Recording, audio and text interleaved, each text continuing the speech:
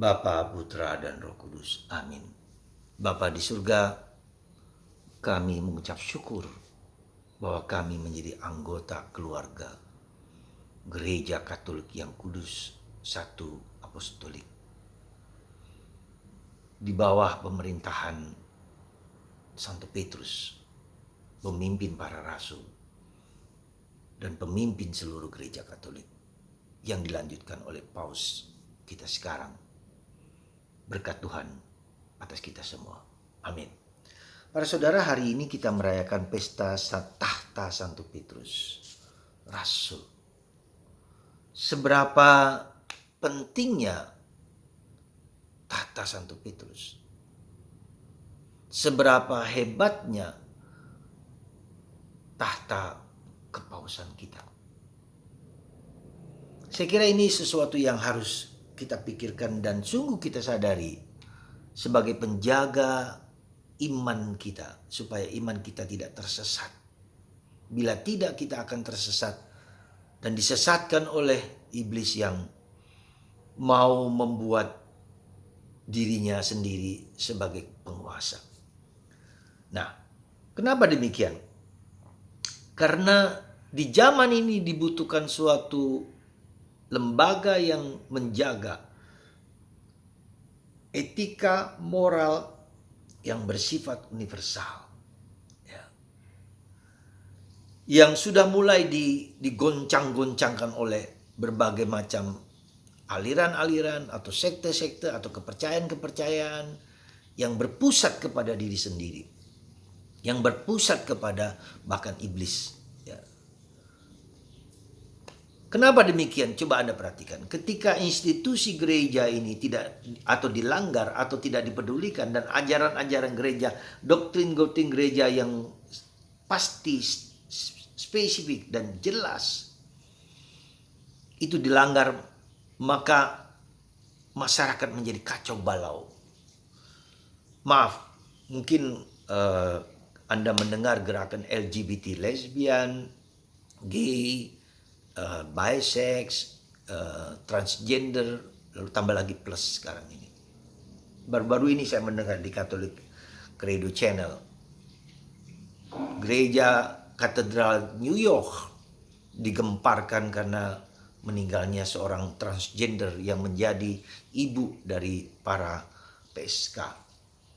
Dan mereka melecehkan gereja Katolik di katedral itu. Mereka gereja di institusi gereja katakanlah tertipu oleh mereka.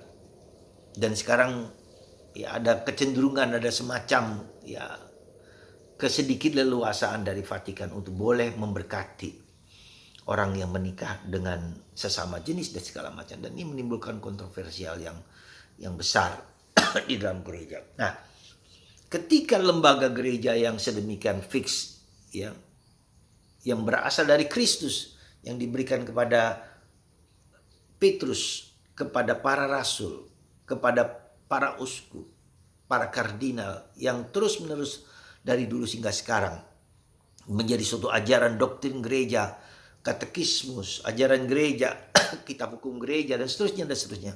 Konsili Vatikan kedua, semua ini mau membuat hidup orang menjadi selamat, menjadi tentram, menjadi bahagia, menjadi sampai kepada tujuan yang sebenarnya. Tapi jangan lupa, seperti dikatakan, Yesus pun digoda. Yesus pun digoda di padang gurun. Dan itu juga godaan-godaan itu semakin kuat, semakin jelas di dalam masyarakat kita sekarang.